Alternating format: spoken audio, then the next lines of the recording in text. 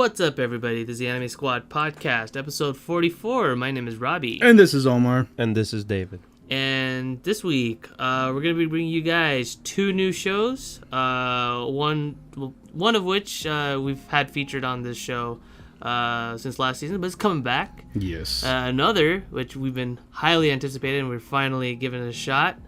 And yeah, let's kick things off. We're going to start off with Volume 8, Episode 8 of good old RWBY. Yeah, RWBY has returned. RWBY has returned from the grave. From the hiatus. From the grave. And I like how you said grave, because the whole episode was like, horror themed. Yeah, very much so. As far as returns are concerned, it pretty much continues where we left off. It's not really...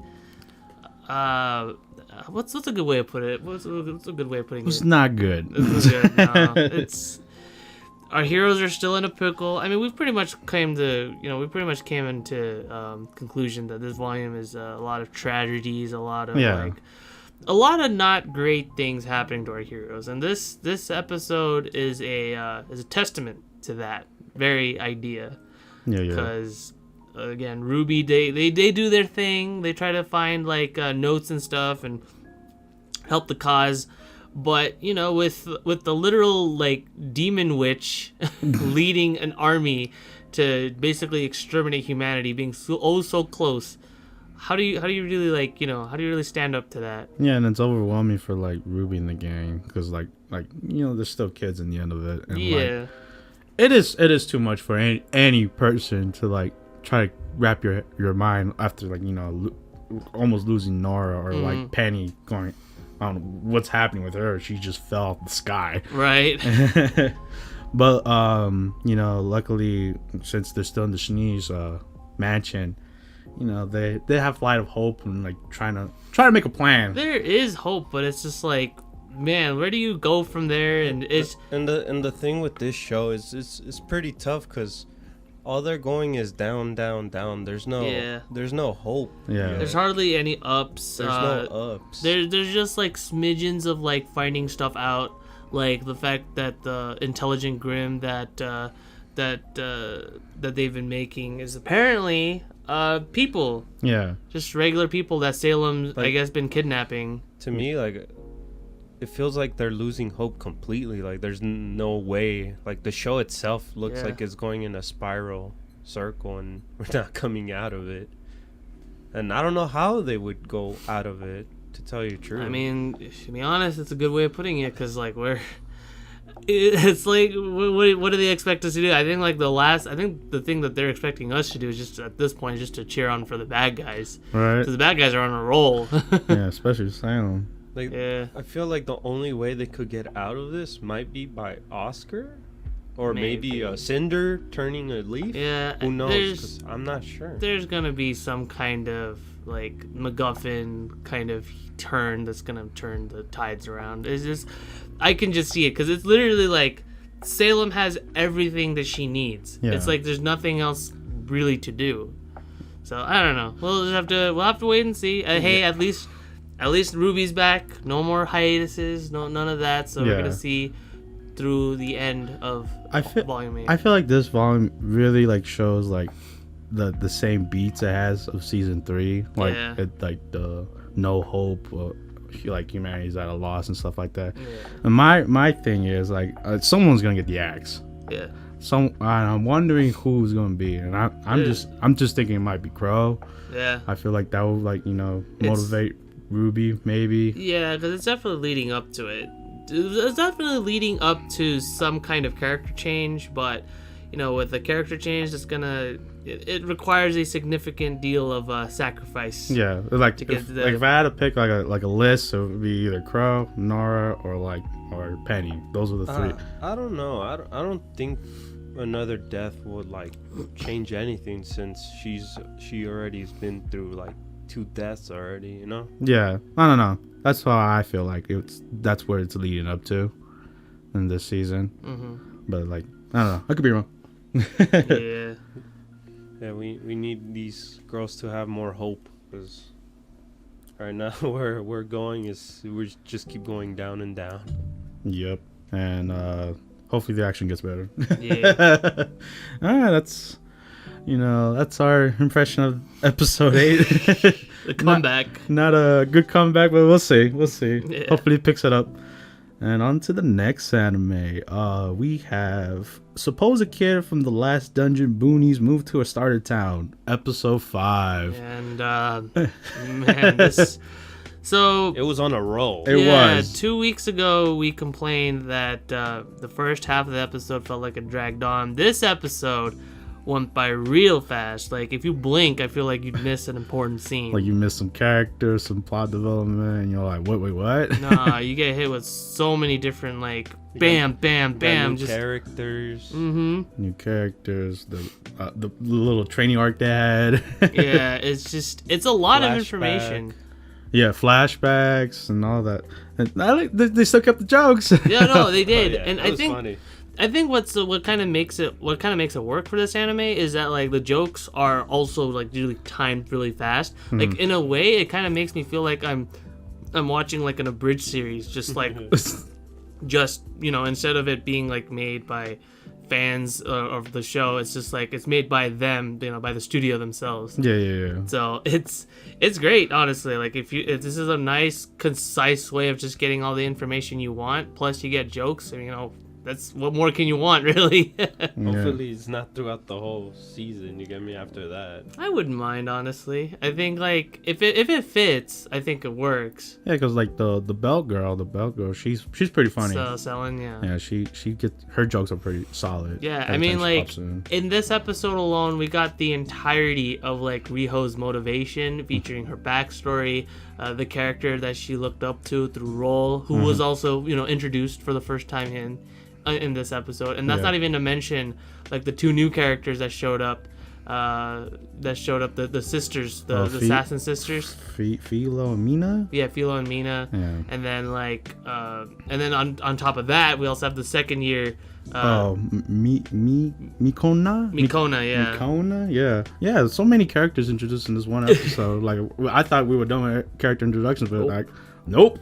You get all that and plus more, and it's just insane. Like I said, it fits. I feel like for this type of show, it fits well here.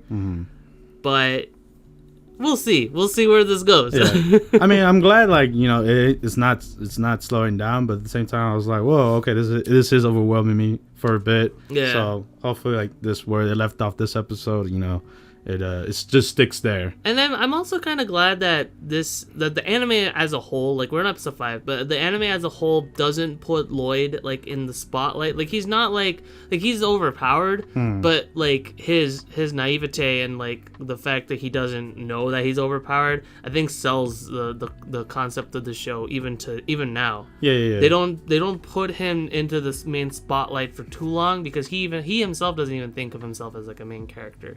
Like I think that for that it really works, and thankfully I feel like it still pulls through even like right now. Yeah, that's why I think I like his jokes too. He's like he still thinks that he's the underpowered hero, and like, you see him do amazing stuff. He takes like a full frontal kick like to the skull and then the ribs too, and he's like, "Oh, I just broke a rib, but I'll be fine in 3 hours. I'm fine." Like that's great. Yeah. So yeah, I still like the episode. Yeah, same for all the fast-paced moments. So we'll see where it goes from there. Honestly, yeah. Yeah, so it's great. All right. Next anime we're gonna be talking about is Mushoku Tensei Jobless Reincarnation Episode 4. And man, all right. So this anime also kind of goes fast forward a little bit. For the reasons that make sense. Man, Rudy's dad. Yeah, Rudy's dad.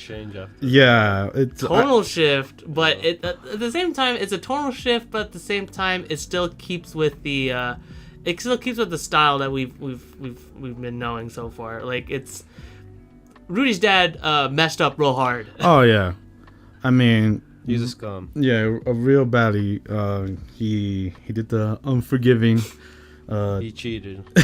He cheated on the maid, and right when his wife, Rudy's mom, is pregnant again with the new baby, the maid is also pregnant too. With the new baby. With the baby of her own. And that's just awkward. No, and it's crazy too because it's like it is Rudy's dad's fault, but it's at the same time it's like because of how it explains. I feel like it explains really well because of just how passionate Rudy's parents are with each other. Yeah. That the maid, in this case, the whole thing was instigated by the maid, but the problem was continued on because of Rudy's dad. It was kind of obvious. It makes sense. Either way, it's still his fault. It makes sense. It is his fault. Because Yeah, they showed it in episode 2 of Roxy when she also was encountered with that. Yeah. So like it makes sense. Like if even Roxy, who's only lived there for like a year, like the maid's been there for like I don't know years. How long? She has no husband at all. Yes. She's been living there.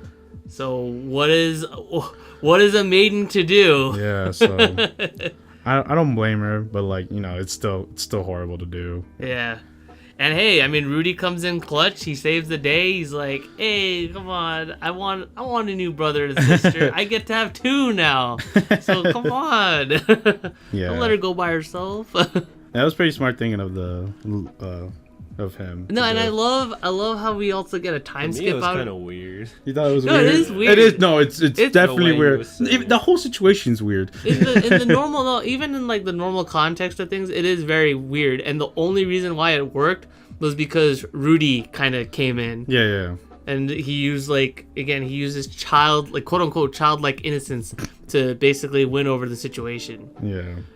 So it worked out great, and I love the fact that we immediately just skipped to the time skip. Yeah, where the babies actually pop up, and like they basically look like twins. Yeah. Except like they each have like their respective mother's hair color. That's it. I thought that was great. Yeah. So all ends end well, right? I guess so. Yeah. But now Rudy's in how the episode ended is like. Rudy's in a pickle because it's like he has a childhood friend that he absolutely has the hots for. He's not even like ashamed to like I like that though. Like I know that he's young and stuff, but he's like not young.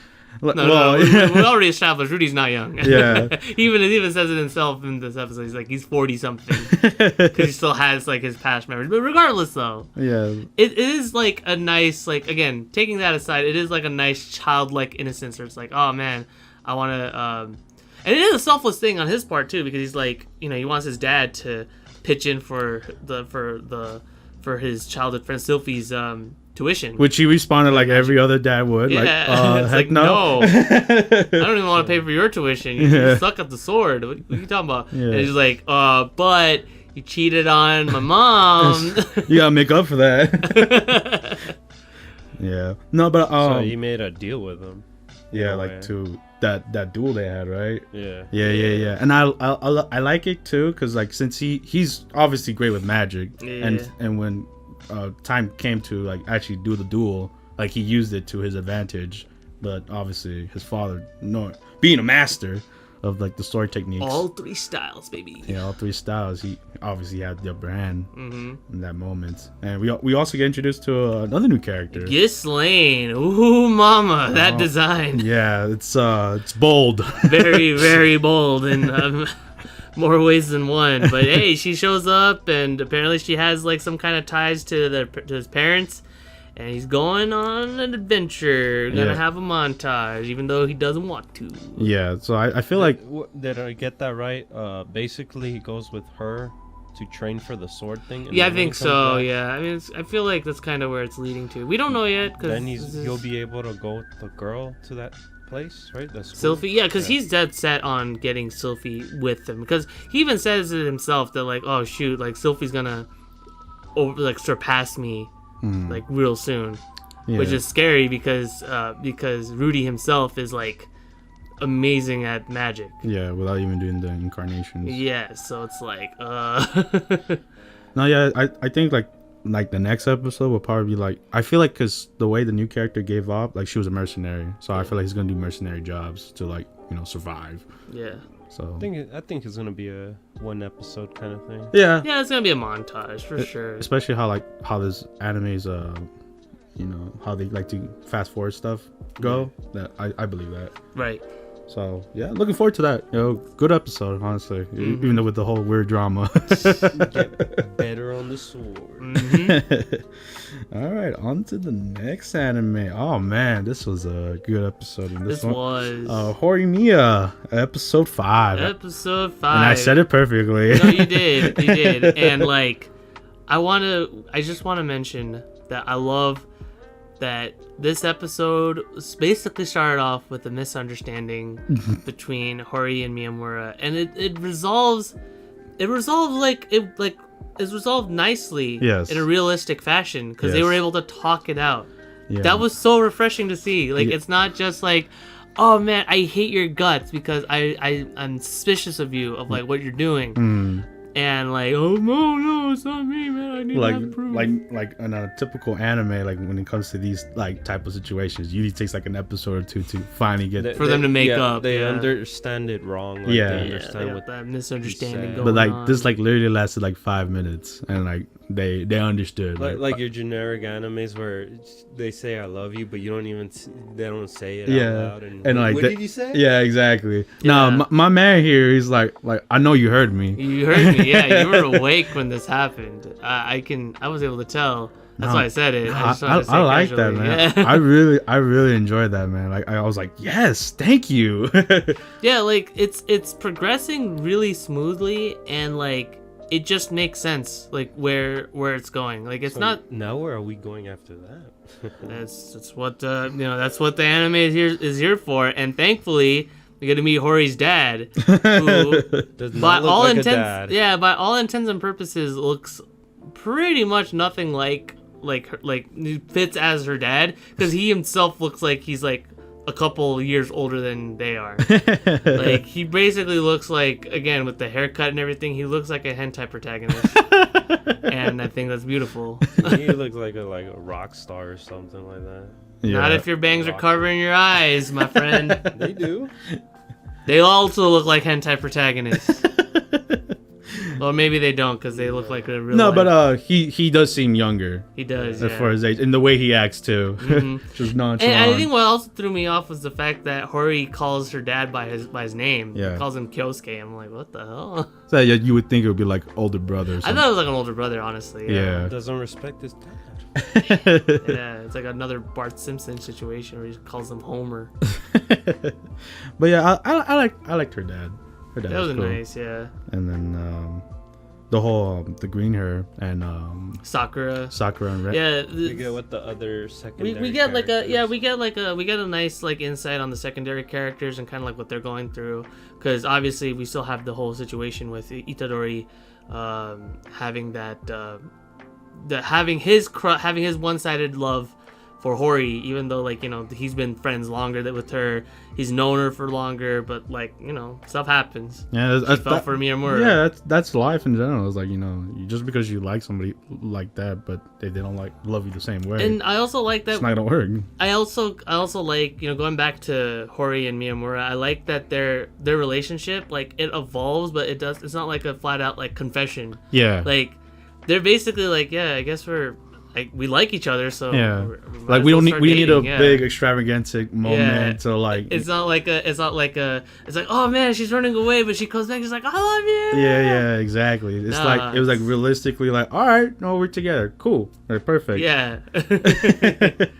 And yeah, I think it's great, but especially with how his friend is treating it, it's like right, yeah. Like I know So a lot of people could relate to that. It's like, oh man, that's how can you get over that? And then you also have like, again, going back to Sakura, we also have her situation, how she doesn't look at herself very highly. She thinks she's super plain. She thinks she's not that attractive. She thinks her personality is not great. Yeah. Like, it's very real, like with how teenagers themselves yeah. Oh no, feel, yeah, most definitely. Like you talk to any teenage girl, like they have very low self-esteem. They all think like that. And sometimes it's hard to knock on them. It's like, hey, you're actually pretty. You're actually pretty nice. Like don't put yourself down like that. Mm-hmm. And it takes a while to get it through their skull, because whatever past trauma they had. It creeps back up on them. And so like all around this episode was just fantastic. No, yes. Oh, yeah. This episode was great. I think it's probably my favorite, honestly. So far, yeah. So far, it's definitely my favorite too. Yeah, it's a lot was tackled, and very realistically. Mm-hmm. So, oh man, it's another anime that just like, and again, it gets better. It just get better and better. So cannot wait. Yeah, very excited for the next episode, man. See what happens. See how this relationship evolves. Yeah. Speaking of evolutions, we move on to the next anime, Wonder Egg Priority Episode 4. Oh man! And here we also get introduced to new characters, and then also see like changing dynamics and relationships as well. Cause guess what? We get introduced to the fourth girl, Momoe. Yeah. And she does not look like a girl.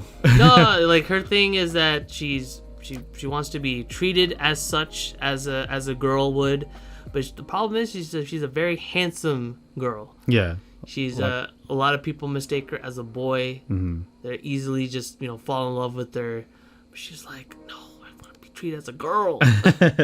Yeah, so especially like the way she's dressed, like she's really easily mistaken as a guy. Very, very boyish in terms of fashion but like choices. the way she acts and like she's still a girl. You know, she's a prince. But I like that with all the girls that are fighting so far, like they don't just give us like the generics like, oh, there's just normal people. Like they already are like pretty much deep in. They want to save the person that they want to save. Yeah. I think so far the only character that hasn't been revealed to us like who they want to save is Nehru, I think, right? Yeah, the president, right? Yeah, we find out that she's a president of her own company at such a young age. But yeah, because we were introduced to her first, but like she's still vague. Yeah, she's still vague. Rika, which by the way, she's still alive. That's yeah. She even explains it in the world. We're immortal. What are you talking about? Yeah, in this world, we just we gotta take a cool down. Yeah. Like we already know like who Rika is, what person that she wants to bring back to life, and then the same thing with Momoe. We find out that apparently there was a girl that I guess was attracted to her or whatever. But I guess she committed suicide by falling on in front of a train. Yeah, which is crazy. Yeah, so there's a good amount of like those characters, but then Nehru's the only one that we don't know much about. Yeah, and I like how you bring that up because they ain't tropes. Like each character is very different in what they bring to the table. Oh yeah. So like I really like that, and like especially our main character, like I don't know, man. Every time she's on the screen, it's so interesting because like at first she was just kind of like this soft, mellow kind of character. So it's like, oh, she's a very shy kind of character. But then like later on, she opened up a lot like through these episodes. Yeah. So in a sense, it's like the more they fight, it's like the more they themselves are kind of like opening up. Yeah. Even the parents are like, oh, you brought a friend. Yeah. Like one episode. Yeah. When they're changing in both worlds, and it's great. And in a sense, we also get like more of an understanding as to kind of like how the world works. Because at first, I guess like, I think we thought like, oh, they sustain injuries. Mm-hmm. So that's like the injuries that you take in that world, you take with you like when you come back. But I guess what it is that it's just a stress from like fighting in the world that I guess manifests into like real life like health issues. Yeah, because they said, I think was it like Rika, I think she says like, oh, it's like fighting in high altitude. It's like if you're not used to the low air pressure, then like you come back to Earth, it's like you're gonna feel really sick and like have issues, but then the more you do it, the more you get used to it. So that actually makes a lot of sense if and when you break it down. Yeah, man. So, but like I said, like I like these four girls. Like I don't think there's a weak link in this. Yeah, at first I think it was Rika that I wasn't all too fond of, but I'm still interested. Like what is she doing in this world? Because we still haven't got revealed to who she's trying to save in the end. Rika? Yeah. No, Nehru. You're thinking Nehru. Oh, my bad. Rika's the blonde hair one. Kawaii? Yeah. She's like, oh, my wallet. She's trying to save her wallet. No, Nehru is the one that we don't know. So yeah, that one, that motivation we don't have a full understanding of yet. I bet she's a parent. It could be. Like her. No, that's true. But it's something that I noticed is that like all the characters that are involved, like in terms of the characters that are fighting, the characters that they want to save, the characters that they're saving, you know, the ones that come from eggs, they're all girls. They are. There's not a single. I mean, other than like the guy, the one. I think one or two of them were guys that were like monsters and stuff. Yeah. But other than that, they were all girls. Mm-hmm. No, yeah, you're right. And I think what was really cool is that like one of the dummies or whatever, they mentioned that like, oh, the men's suicides are driven by goals. And women's suicides are driven by emotions. That's actually pretty insightful. Yeah, like it's something that you it's don't pretty really, deep if you really think about it. Yeah, oh yeah, no, for sure. And it's like it makes you think. It's like, wow, that makes a lot of sense. Yeah. No, yeah, because you know, women are like, you know, have high emotions and they love put their to express. emotions. Yeah, they put their emotions front and forward. I guess. Yeah, that was a lot of information what we got from those two, the temptations and all that stuff from the two dummies. I wonder who the dummies are. Right. Yeah.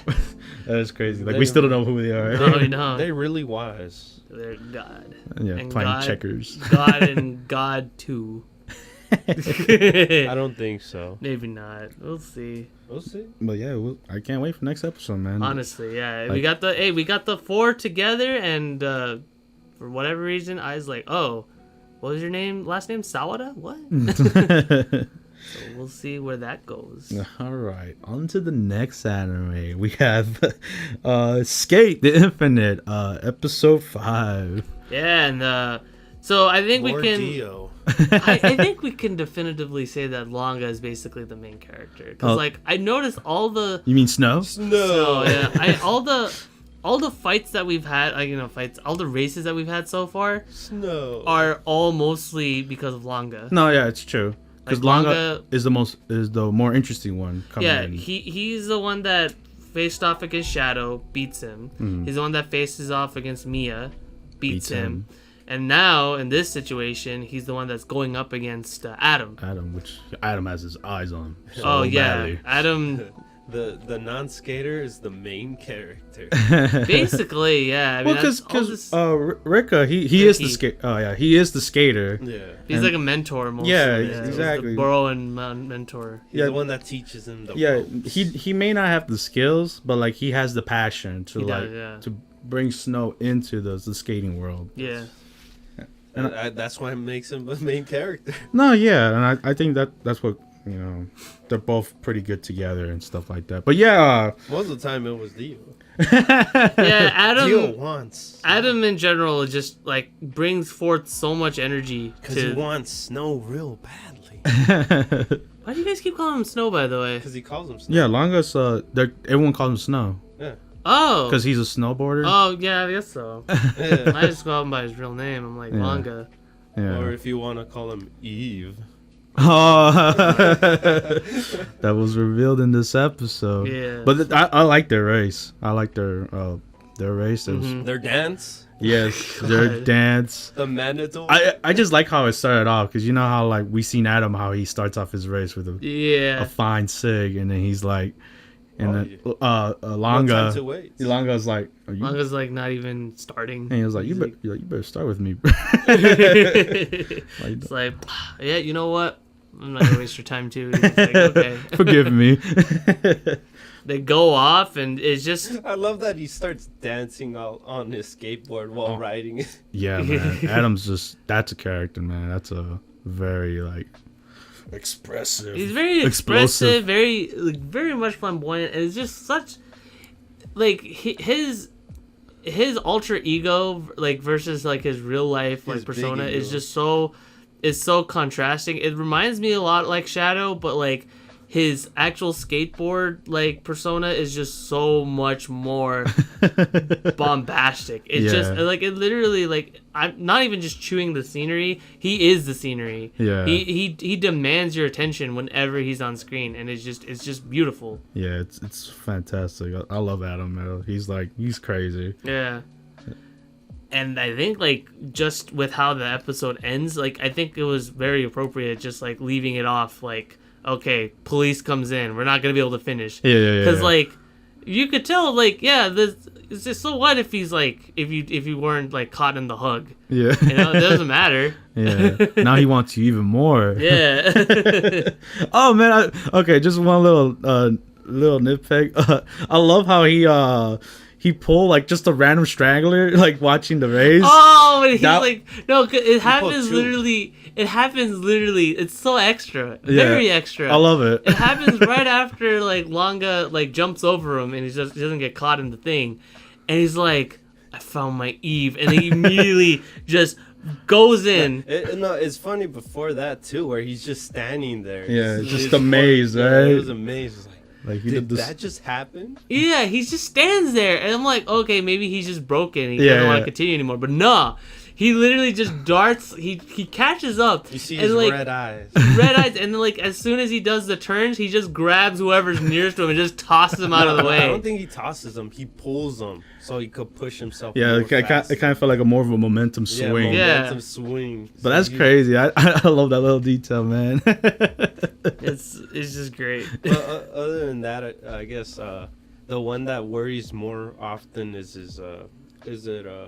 Reki. Reki. Yeah. Yeah, Reki really Well, yeah, cares 'cause about Obviously, what happened with Manga. last episode, like he's scared for his friend, and obviously we get more insight of, Yeah, 'cause of he- his backstory. We do, yeah. Of his. because he's terrified for what he could do to Manga. Yeah. You know. Yeah. I mean, safety's at the end of the day, safety is important because you wanna make sure you can skate another day, right? Yeah. Yeah. Before he loses his legs or something. All right. Yeah.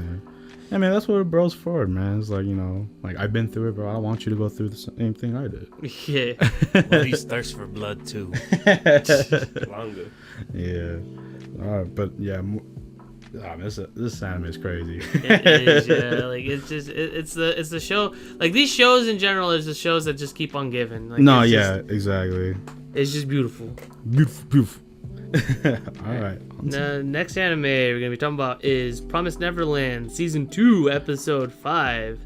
Yeah. So, big elephant in the room. I know this happened at the end of the episode, but man, Norman coming back. Yeah, bro. I That's wild. It's- couldn't believe it.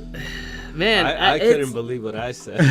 Yeah, because like you were like Spot on. you were spot on, but at the same time, like back then, you were just like, Yeah. why did I say Why that? did I say that? It's just something that you, It like, came true. yeah, it's like what? It's I like, mean, I wanted him back somewhat, right? I At that guess point, deep right? down you did, Like, and like deep you down, got it. I got it. Hey, man, he was the trio, man. So you didn't want him to go away. So, but that was weird though. I feel like they did it too early, maybe. But here's the thing, though. Apparently, this kind of creates a little bit of a time paradox Yes. because the manga doesn't have Norman coming back. Yeah. So apparently, I wonder where it all starts, though. Where the differences start? Yeah, where it splits. Oh, Or I maybe don't it know. was since the beginning. It could have been, honestly, because like and none of us have read the manga for Yeah. like this reason. I mean, for me, it's for this reason, because I'm like, we're gonna have a season 2 anyway. Why read ahead? Now now I have no limitations because of the fact Norman's here, it's like that's kind of a interesting addition right here. no, yeah, like Maybe unless the author was like, you know what, we're just changing it up. direction. Yeah. no, yeah, that makes sense because like that's you could tell like it's different from what the manga. Hey, but that's good for people that read the manga. Yeah, because I know some people they like when the anime goes to a different route, but you know we've had major like incidents where like why didn't they stick to the manga? You know, Right. Yeah. So we'll see where it goes from here. How they're gonna either fix it or like how their interpretation of it is. Yeah. It's gonna be. I think it's gonna be its own. Yeah. I think so. I think like, it's gonna be a Full Metal Alchemist kind of thing. But it's weird because like the manga's already over. Unless they want to like cap it off this season, like it's kind of weird. I apologize right now because if we're not talking about the episode itself, because this episode itself literally kind of like just leads on to that big kind of Yeah, the big drop. There was not much to talk about. Well, the show Yeah, other it's than- just mostly like It was this. like a time lapse, right? A Like, bit of a time lapse because all the characters, their hairs like grew longer. Yeah. No, like Emma and Ray, they don't have the bandages on where their ear on their wound anymore. Like it's definitely like time has passed. Yeah. They even say like, oh, it's been a year since like the Gracefield farm, meat has like ran off. It's like, I wonder how long that's gonna take to find that. They're like in a church kind of thing. They're in a small town, and then like the place that they're like in a temple, right? In a temple, yeah. The place that they're finding refuge is at a temple, and yeah. So there's not like a lot going on other than like, hey, there's our characters like in this setting. Let's get some food in the town. But again, just that ending where Norman comes in. It's like, where do we go from here? Yeah, no, I wonder who else. Like, well, to tell you the truth, it does not affect me since I never read the manga. Well, yeah, none of us have. So I don't mind him coming back. Yeah. I don't mind him either. I feel like maybe it was too soon to bring him out, but I'm glad that he's here to see what he brings. It is soon, huh? Because we're only like on what, like episode 5? Wait, was it 5? What was it? Yeah, 5. Yeah, episode 5. So it's like technically there's only been like 6 episodes without him. Yeah, because he was there for like the entirety of season 1, and then like towards the end, that's when he was like sent off, quote unquote. And yeah, I wonder who he's tagged along with because he wasn't by himself. Yeah, he has other survivors, so we'll see. A few adult-sized ones too. Yeah, because last episode we can't trust every adult apparently. Oh. Yeah, there was a bunch of them, huh? Yeah, there was. He had like about 5 or 6. He had a ragtag group. Mm-hmm. And so we'll see. Damn, poor guys, they got killed. Oh no, they wanted to kill the kids too. So they wanted to save their. They had their own kids that they wanted to save. Kids. So yeah, man, dog world, man. demon world, man. That's true. You have to pick a side. That's true. I'm going with Emma on the team, bro. Yeah. You right. All right. Well. All right. On to the next anime. I like to say because that one was, like you said, it was a big moment. Yeah, it was. Yeah. Cells at Work, Code Black, episode 4. Episode 4. This one's gonna be a. I mentioned this before last week, but we skipped over because we want to make this one into a 2-parter. Yeah. Because we want to catch up because we actually had a huge dump of episodes that we didn't really bring up before. Yeah. And because of that, we want to actually give back and just catch up on it in a reasonable fashion. So we made this into a 2-parter. Mm-hmm. So today we're going to be covering episode 4 and 5, double feature. Yes. And with the 4th episode, we get a look at how gonorrhea can just suck. Yeah, this episode, like, oh man, I felt very sorry for the white blood cells. Yeah, the white blood cells they took a beating. Oh, very, very much so. It was like I said, this anime is always tough to watch because you don't want to be here. No, and the white blood cells, they're our favorites in this show in particular. Yeah. For good reasons. They fight a good fight. They fight a good fight. Exactly. Yeah. And gonorrhea is not cool. But like the red blood cells, they gotta do what they gotta do. Yeah. Give the oxygen back, and this anime just makes you just feel real bad, you know. And it's like when they bring up, especially when, like, what is it, when the red blood cell, when he brings up like pus and stuff. Yeah. I feel bad because I'm just like, oh, pus is gross. You pop a pimple or whatever, and all of a sudden you see like that white stuff come out. It's like, ugh. Yeah, and then how like there's a bunch of white cells like just dead there. Yeah, and then that's when they're like, hey, when that happens, that means that's most of it's white blood cells. I'm like, oh, gross. And I feel bad. But yeah, man, they fought very. The death flag for the captain, because you knew. You knew it was coming, but it reminded me a lot like ants, like when they're going to war. It just wasn't a big massacre. Yeah, but like it had that vibe. It was like we're gonna. This is a losing battle. We're gonna die, but we're gonna die fighting. Damn it. And hey, at least penicillin came clutch. God, this body just takes so many drugs. Yeah, it's just a drugged up body and doing terrible things to itself. At this point, I feel like the drugs is kind of what's keeping this man alive. It's crazy to think about. Oh my goodness, like penicillin, and then thankfully that helped, but it didn't help enough because again the captain died. Yeah, and they were sent off through the pee. Yeah. What happened? It did. It's just the way he said it was funny. It sucks, for the red blood cell. Yeah, he has to no witness all that all the time. He has to just keep his hopes up whenever. And episode 5 wasn't any better. No, it was not. Because at least we got to see the killer T cells in this form. I feel like the killer T cells, like they were jacked up in the original series. I feel like they're even more so here. No, yeah, they're more like gorillas. What? Yeah, they do. You mean steroid guys? Yeah. Oh. Yeah. Oh, yeah. The steroids, yeah. Yeah, definitely. They were like steroids. But yeah, these T killer cells, they're not as friendly as the ones in the original. I mean, you can argue if the other ones were friendly or not, but I mean, that one was mostly just comical. Yeah. This one, they're literally just all about business. Man. They're robots. Yeah. Yeah, because we get to see like who's the leader, like controlling them. The helper T cell. Yeah. Which I think they showed. They did the helper T cell. They did, one, but right? He wasn't as serious. No, he wasn't. He also didn't look like Armin either. It's because you know how like the body is. It's jacked up, and so it's getting to him as well. He's like, I gotta save everything I can. It's like the white blood cells. We're not looking too good right now. That last battle was horrible. Crazy, man. Especially he went out of control. His stress was hitting him hard. Yeah. Oh yeah, and it made it to the point where like the guy was literally just attacking regular hair cells, which is interesting because we were literally just talking about the hair cells in the last episode.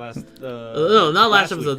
2 weeks ago. 2 weeks ago. Yeah. So it was a nice introduction to seeing them again, but like. But in this body. In this context, it's not that great. No. Because on that other body it was like a happy-go-lucky. Yeah.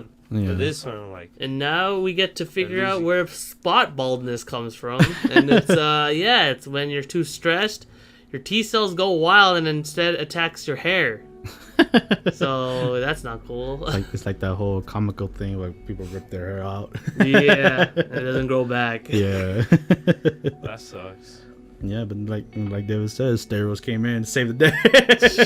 Yeah, literally. Came in. So they came in, and I thought they were gonna kill the T cells at first. If anything, they helped out. So I was like, I learned something new here. Good job, steroids. But again, it just kind of adds to what we were talking about before, where it's like, was it last week we were talking about like Viagra, on how that helped out with the body's erection, and then like, the episode 4 was about penicillin. I think this body is just needs medicine at this point. Yeah. Did you see all the drugs do their work? Yeah. Yeah, if this body was going through, like 100, 200 years ago before modern medicine, he would have been dead. He would have been dead, or in a body bag, or in a respirator, or something like that. But yeah. Nah, he would not last long. Those poor cells. But hey, I mean, the red blood cell, he's trucking along, and I feel bad for him because he's literally witnessing all these disasters. Yeah. All happening one after another. Yeah, but he still fights, man. He still fights the good fight. Yeah, he's still delivering oxygen whenever he can. Still believes, damn it. He believes. I like the fact that a little bit of a romance comes in with the between red and white blood cells. Yeah. Well, yeah, because nice. They have a deep bond because how that last episode she was in a pickle. Because both of them are fighting for they're like one of the few characters that actually still believe that there's still a chance for the body. Yeah. We'll see where it goes from there on our next 2-parter. Yup. But for now, let's go to the happy one. Let's go to the happy body. Go to the happy body. We move on to Cells at Work, Season 2, Episode 5. Yes. And we're on the 3rd germ? Yes. Oh, the lactic acid? Yeah. Yes, we still have our little germy friends. We still have him around, and he's just too adorable. He is. I love this guy. I'm so glad you're in that camp, because I was kind of worried that you're gonna have another Big Bird situation. No, I enjoy these little guys. Because this time these guys is basically Big Bird for David. We talked about this last week. We don't have to continue. Yeah, I just wanted to give the viewers the reminder. But anyway, so this time we get to see kind of where the flu kicks in. Yes.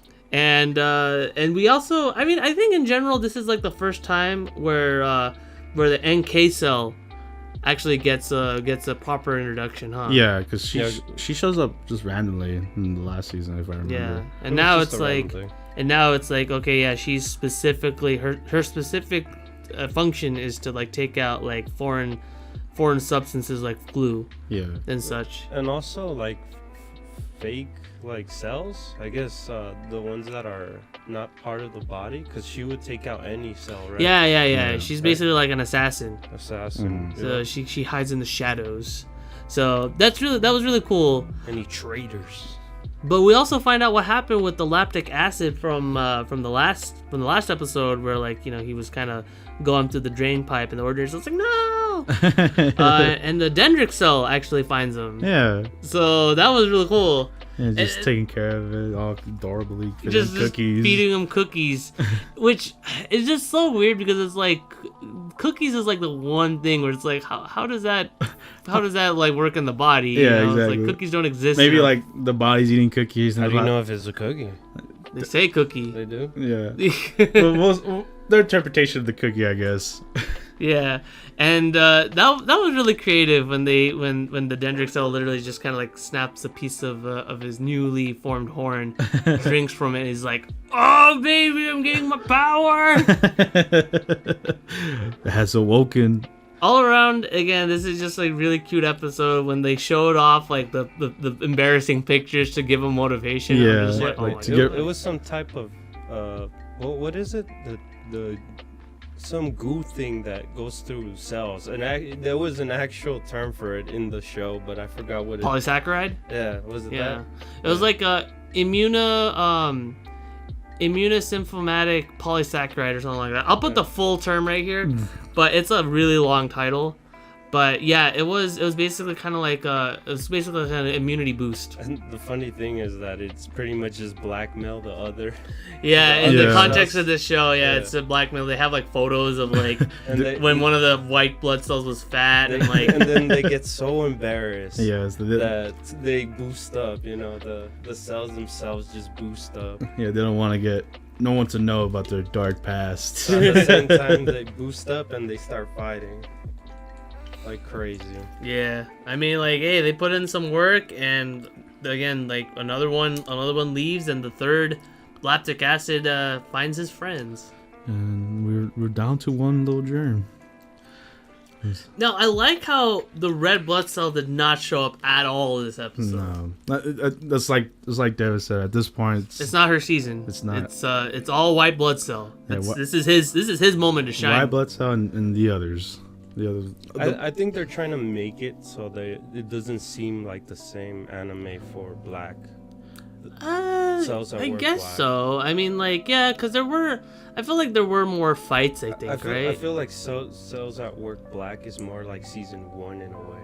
Yeah. Because it's just with the main character in general. Mm-hmm. Yeah, like, and the body's just way more messed up. Yeah, it's like, what if we do season 1 again, but just make it worse? Yeah. Like, for body-wise. Whereas season 2 is just like, hey, it's happy, but not at the end of that episode though, because guess what? What? A good friend comes back. Good old cancer cell. Oh no, not cancer cell, man.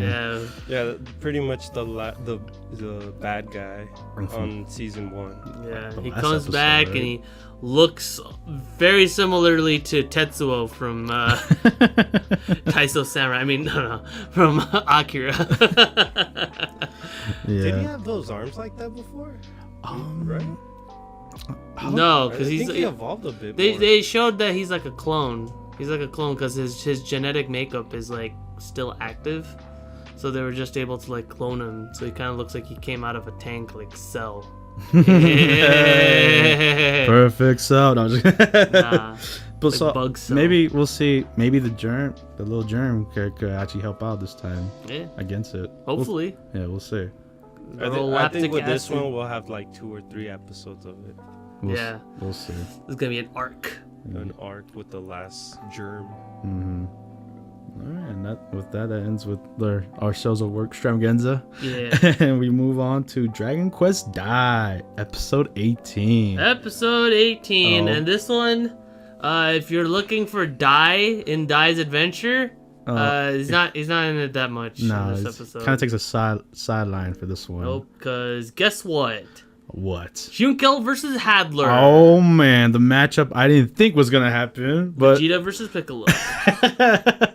but it's happening, and I wasn't disappointed. I actually like this. This fight was really good, and how like it really shows you just how scary Hadler is. Yeah, because this man is literally unstoppable. Yeah, like he not only like died basically once before a long time ago from Avon. I'm curious, anyone in the comments, how many hearts does he have? He has two. He has two. Just two? He has two, yeah. He says like, oh, thank God I have two hearts. And he gets like shot like point blank in the chest where his heart is supposed to be. Yeah. I guess he had another one. We'll see. Maybe he has another heart that he's not mentioning because, you know, why wouldn't he? Maybe. Where 7 hearts? Where the episode I'm talking about? Oh God. Where this episode left off, you know, it's kind of we can kind of basically just say like this is basically kind of like our unofficial like kind of recurring gag right here. It's like is X dead? Yeah, because like from what we've seen, no one has really died in the show. I kind of like the explanation for these. Though. No. With Hyunkel as to how he survived. Yeah.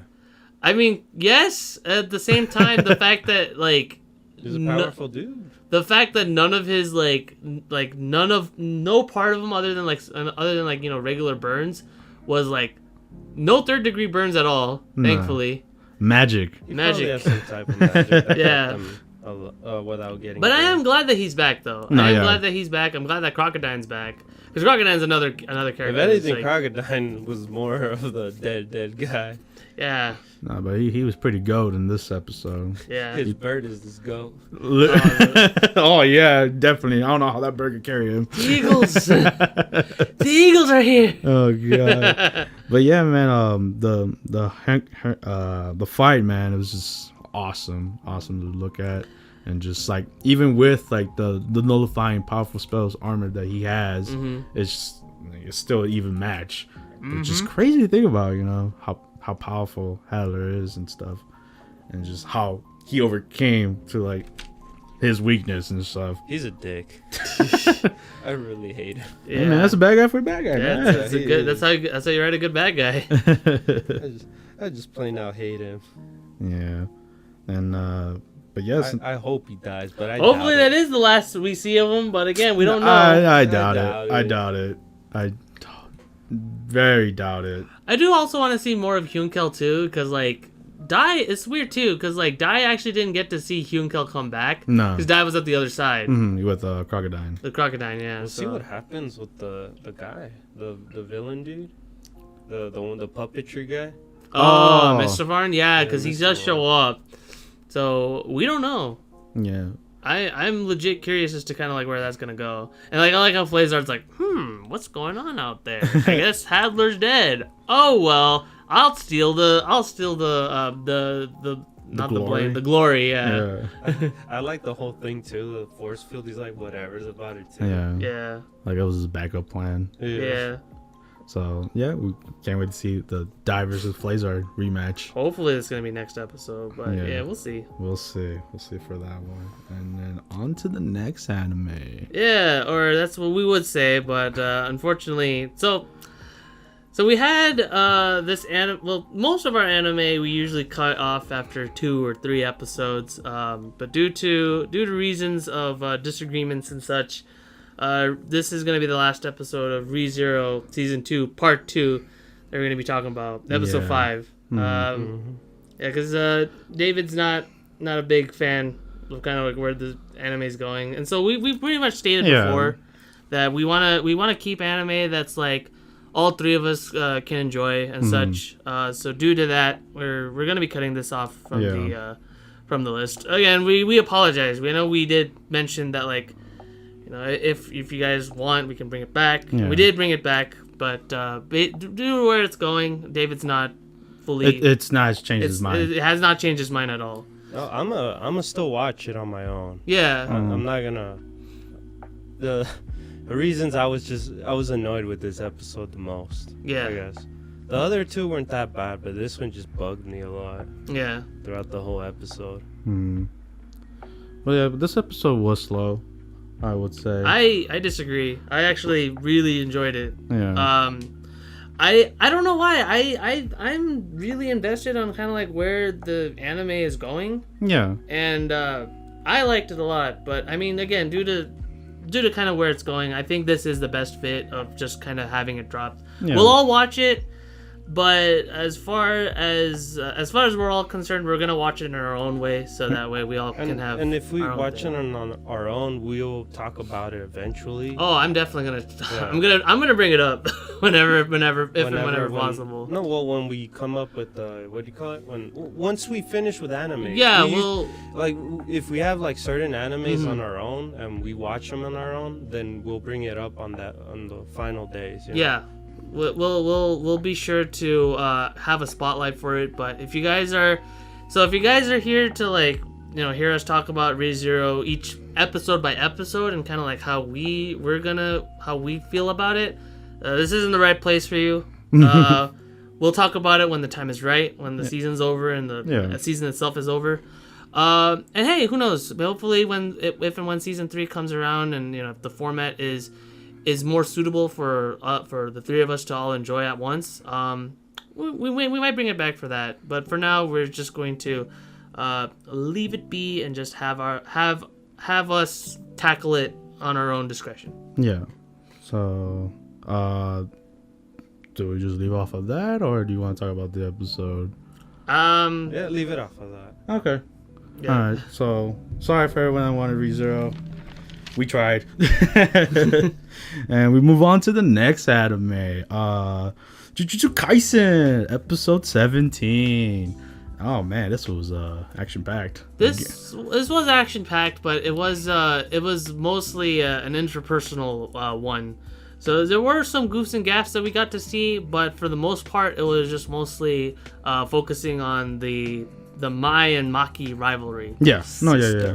The sister duel. Yeah. And why they hate each other. Why they hate each other, which is interesting because we find out that it's actually mostly on Mai's behalf as to why she hates her sister. Yeah. It's actually pretty interesting too, kind of how they handled it, because it's a classic sibling succession situation where it's like one sibling wants to leave the family, doesn't want anything to do with it until they prove themselves that they could be able to take over the family, and the other one is just kind of like forced into this situation, and I think it's handled really well, for all intents and purposes. I like the fact that she didn't want her to leave. Yeah. Either. Yeah, That's another thing that I like because too. because Mai wanted a normal life. She was fine with the life she had, and then obviously Maki was like, F that.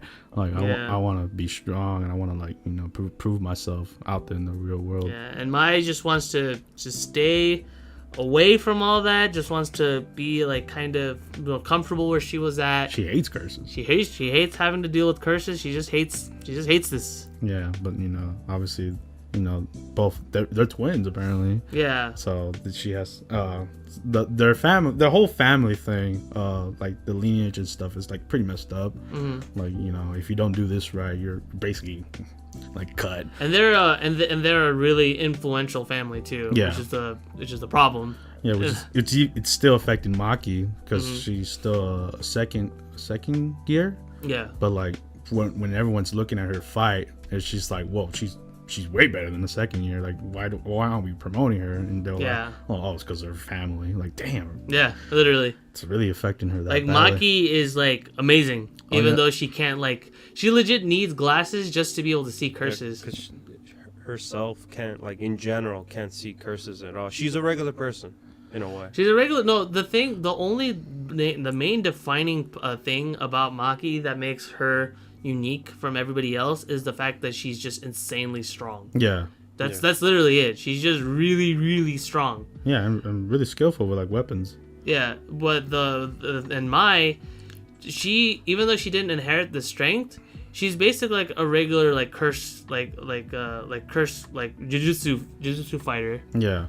No, yeah, she does have a trick up her sleeve herself. Yeah. With like the whole creation thing. With the creation thing, which I thought it was cool. Just like the seventh bullet. It uses to her best ability. She can only use it once, but in a clutch situation, she could really turned the tide right there. Which I gotta say, how Maki handled that, 7 bullet, I was like, oh, okay, come on.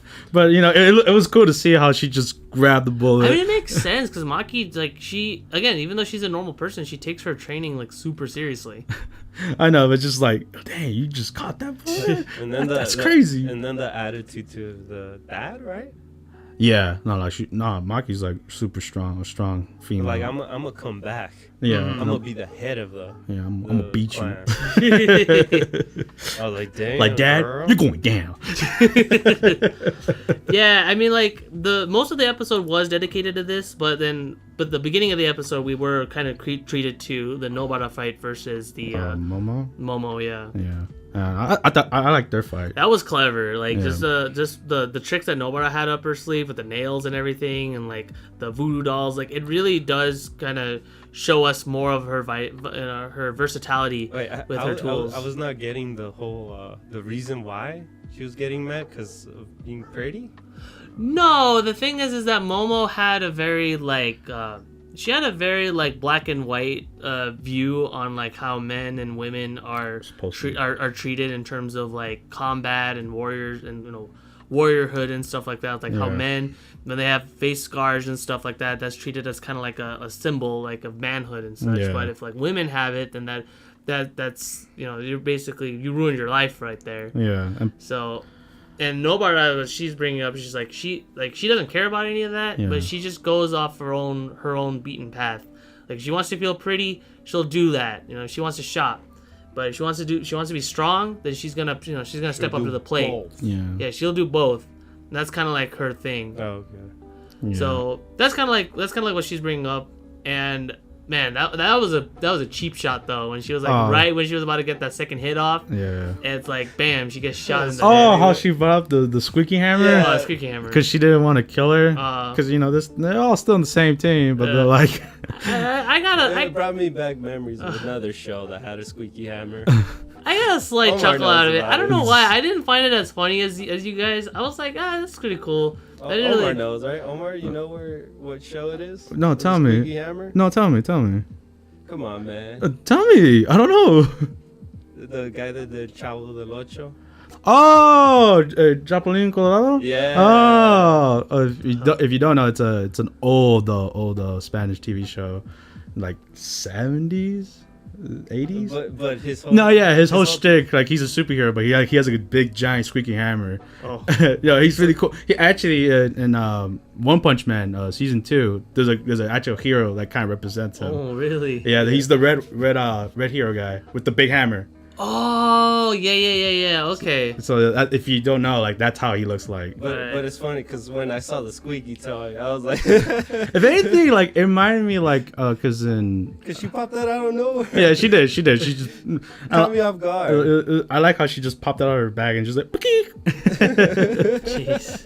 No, but yeah, that was cool. That was a cool like little fight they had, and she's still not out because I noticed like these past 2 episodes, whenever a student gets out, they have the little They have a retire thing. yeah. So as far as we know, Nobara is not completely out of the count, because so far the only character that is actually completely out is Mai. And the mech guy. Mekamaru. I'm so upset that it didn't continue the fight between the two boys. The bros. Well, it's not their turn yet. It's it's like Dragon Quest. No, but I was thinking that was gonna happen. I knew it wasn't gonna happen. We still got other characters. We gotta let them shine. Let them shine, right? Yeah. That's pretty cool. So and another solid episode. Another solid episode. Again, this one was more on the sentimental side, but I think it handled it real well. Yeah, showing us the women in the show. Exactly. And all right, on to the last anime. Finally in this entry. Finally, we have Dr. Stone Season 2, The Stone Wars. So this one is, I guess, somewhat in a similar vein as Code Black for Cells at Work. Yes. Where we have with us many episodes, 4, 1, 2, 3, 4, whatever, So due to all intents and purposes, we want to keep this to 2 episodes each week. So we're gonna tackle episodes 1 and 2. Yes. Now, episode 1 actually kind of gave us a very, very brief synopsis as to what happened in the last season. Which in case any of you guys need a refresher of what happened, basically, world turns into stone. Senku is this super genius. Yes. It was funny because that was the guy with what's his name? The magician guy. The magician. Again? Yeah. He was telling the story through his. Yeah, through his eyes, and he was a game show host, which he didn't mention before. But this is like the first time where it's like we literally just see him like right there with the tuxedo and everything, and he's just there. He's just in stone. Yeah. So I mean the whole flashback thing, like it had to be done. It's been like what, a year since the first season came out, so it was okay. And but we're into the war. Like we got to get to our cell phone, to our lovely allies. And but Homura ain't having it because she's actually no that was a little bit further. Like they in order to plan out the journey to bring the cell phone over there. The first off, our group had to create a few items. Yes. And within those few items involved the creation of cup noodles. Genius. That was interesting.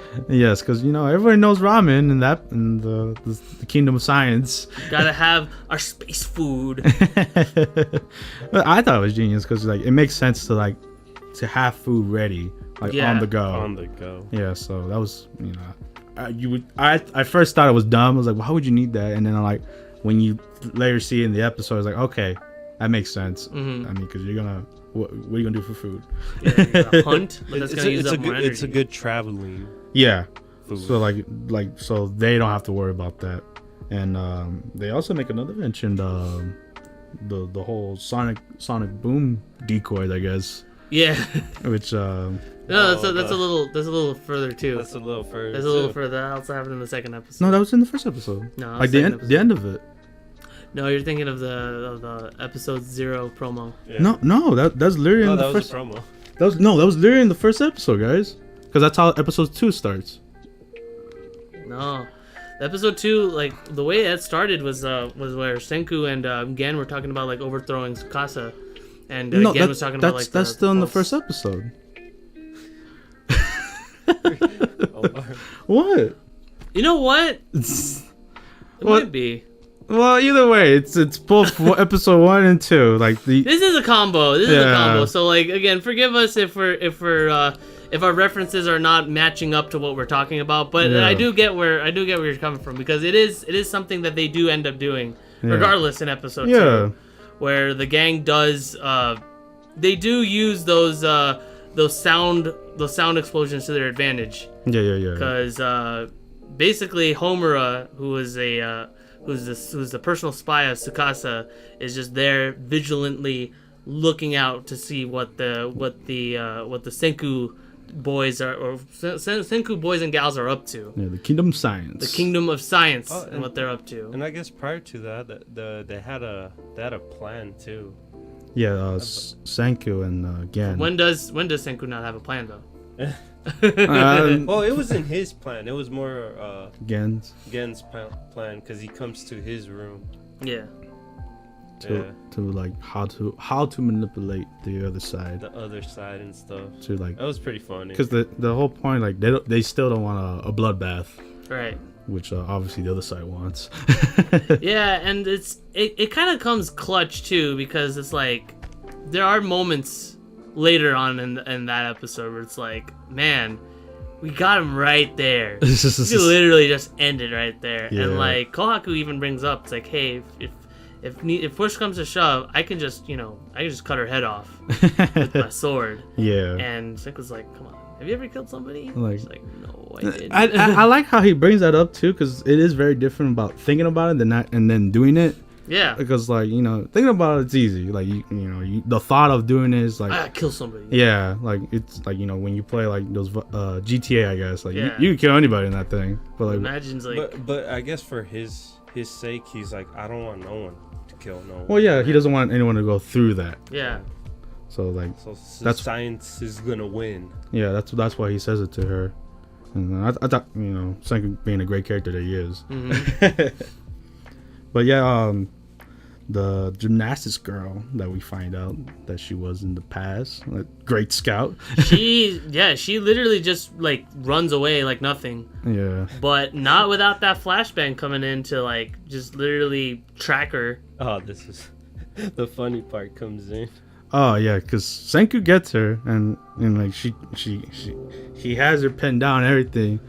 But I like the fact that she thought about it. It was like, wait a minute, what has this boy been eating? It's just been like nutritious like plants and stuff. So that's what I love about Senku, man. It's like he's not a perfect main character. No. He's very smart, but time and time again, this anime has proven multiple times that Senku is physically really weak. Yeah, he has a flaw. So she literally just gets up and he just flips over Senku and just escapes like awesomely. Thankfully, that's when Senku's like, "Hey, I got her tracked. Don't worry about it, guys." Yeah, like I thought of this too. Using the power of the UV black lights. Yeah, black lights. Yeah, Thank you. Using the power of black lights, they're able to find it. But unfortunately, she finds out that, wait a minute, I got this stuff on me, and it's just really smart that he thinks out all this. He's like, yes, the morning sun, she'll figure it out. So of course she's gonna wash it out, but it's okay because of the Morse code that Gen has been using to communicate with me. It's basically our text messages that we could find out where we're at. Information warfare. Yeah. Like, this is some big brain shenanigans going on here. Like, that's the thing. Like, this anime, again, physical fights wise, it's like not that special. But when it comes to like thinking up these like elaborate plans, like these Home Alone-esque like contraptions and like ideas, that's when it excels. No, yeah. These inventions and everything that just comes together. Yeah, I think brilliant. I think that's what this anime accelerates at. Like, just like the what Senku thinks and how he already thought of that plan way ahead than the enemy did. Yeah. And like how he overcomes it like so easily. Like, and I love how like they always explain it. Sometimes he fails at the same time. He managed to come back. No, he get back up. He was like, all right, well, we failed this time, but I'm sure I'm gonna fix it next time. Yeah, and that's why that's why Tsukasa just makes out for that perfect villain, because he's also very, very smart. Yeah. But he has an entirely different, and he's very strong, which is something that Senku does not have. Yeah. And at the same time, his idea of like what that perfect human society is going to be like is it's completely different. It's justified. Yeah. Because the thing that Tsukasa doesn't want is that he doesn't want like, humans to just be at war with each other. It's gonna happen though. No, it is, but at the same time, he basically wants just the young to survive. Yeah, because of how the world was before, he doesn't wants to be there again. But I kind of still find it dumb, because eventually it'll get back to that. Conflict is when it does. But the thing is that he that's the reason why he wants to keep everything as like caveman. Like, he doesn't care about technology like advancing, because he knows that technology will bring forth ruin to mankind. That's his ideology, and it is an ideology that in some ways is valid. Yeah. But overall, it's just kind of like where you stand. That like Senku, he just wants to bring the world back to where it was before all this happened, and then with on the other hand, you have Tsukasa that just wants to create a world where none of that ever existed. He wants a clean slate. He just wants a fresh start. Yeah. I don't agree with this. I mean, nobody has to agree with it. I don't agree with it either. Yeah, but I don't agree with it either. But like, you could understand where he's coming from. Yeah. And his ideas of it. I think that's what makes him a great villain. Is that, like, for me personally, I can see where he's coming from. I don't agree with it. Yeah. But I can see why he wants to do it. So yeah, that's what makes him a perfect like villain to fight off with. Yeah. And man, the thing is that he tries to pick certain characters, but at the end, they change on him. Well, he trusted that one guy. He trusts again. He trusts him again. But the thing is that because it's a lot of it has to do with the fact that he doesn't believe in science. He doesn't think that science will bring good. No, but that guy was in science, though. What's his name? Well, no, it wasn't science, but the thing that Gen was wanting to have, that he missed from the original world, was cola. And science was able to help bring that back. The thing is that Tsukasa is very narrow-minded in that idea that like science only brings nothing but tragedy and misery. Yeah. But he doesn't. He's very narrow-minded that he doesn't want to think on like all the good that it can bring. That's where Senku comes from. That's where Senku comes in, and that's where he's coming from. Is that Senku thinks that like everything that like science brought us, even though there is bad stuff, everything has bad stuff in it. But there's just so much more good that comes out of it. And that's just kind of like, you know. And to me, that's why it seems dumb. But just tell me that is to me. Just keep it to me. It's dumb. Okay. Yeah, everyone has different ideologies and stuff. Yeah, for me, I think it's just dumb. Do you think? Would you want a different like a villain that has a different ideology? Or I'm not saying that he's a bad character. I just think his ideology is dumb. You don't. But I mean, it's a good ideology as far as like a contrasting one, right? Like as far as like a villain is. So you think that? Well, you think he would have been better off without? He would have thought about another plan, not that one. So you don't want him to have this plan? I guess, yeah. Oh, okay. I mean, everybody has their own damn ideas, and you believe them or not, and you know you have your side and they have their side. Either way, hey, rooting for the good guy, right? Yeah. There you go. Yeah, that's all that matters, right? No, no, it doesn't. But like, you know, you kind of also need to have a bad guy to kind of like balance it off. But as far as I'm concerned, yeah, rooting for the good guy. I'm not gonna root for the bad guy.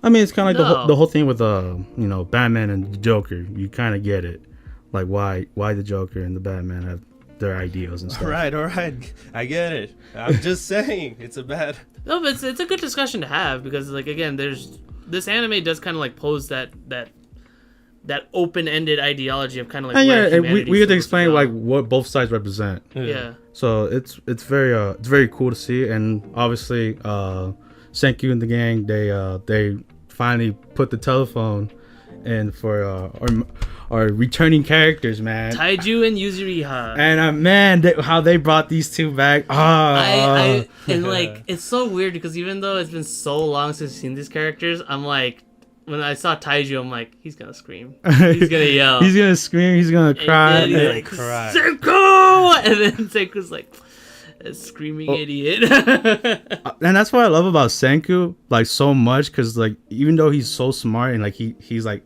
ahead of the game, all his emotions show so much as a character. It's like you could relate to Senku a lot, and especially with his friends, and just those 3 last minutes of episode 2, man, it really hit me. It was heartwarming. I enjoyed also when they put the telephone itself, the whole shenanigans between the 3 guys. Chrome. Oh yeah, how they were going to set it up for them. Yeah, how they receive it. Yeah, that was pretty funny, and we got introduced to a new character. Oh too. Yes, the Mr. Robin Hood character. Yeah, we don't know too much about him. Like he just knows that like he has really good hearing. Yeah, which is again, it's a nice contrast to Kohaku because Kohaku has really good eyesight. Yeah, so now it's just like. Again, you get some type of powers. Yeah, I guess. Yeah, it's just like kind of like super hearing. Every member that in his army has like a good sense. Yeah, powerful sense to them. Yeah, some kind of neat ability. But yeah, that's basically where we left off at with episode 2. Again, it's like we would continue with episode 3 and so on and so forth. But as we've seen here before, they sort of start blending in. Yeah. So there's so much to talk about, and just our excitement for Dr. Stone being in is welcoming. It is very much so. So look forward to more Dr. Stone, and that concludes the animes, and that actually also concludes our podcast. No news this week. No news. It was pretty no anime news for us or gaming news. It was kind of like Lester, just little bits here and there, but hopefully next week we got some big news to cover. Yeah, these 2 editions I feel like definitely brought forth more variety in terms of what we can talk about, and I feel like it hits home for us, you know. Yeah, it feels like we never left. Exactly. And with that being said, I'd like to conclude this podcast. of episode 44. Episode 44 is done. Be sure to like the video, comment the video, and subscribe if you guys want to see more of our stuff. Like always, my name is Robbie. And this is Omar. And this is David. And I'll see you guys next week. Bye-bye. Bye, guys. Bye.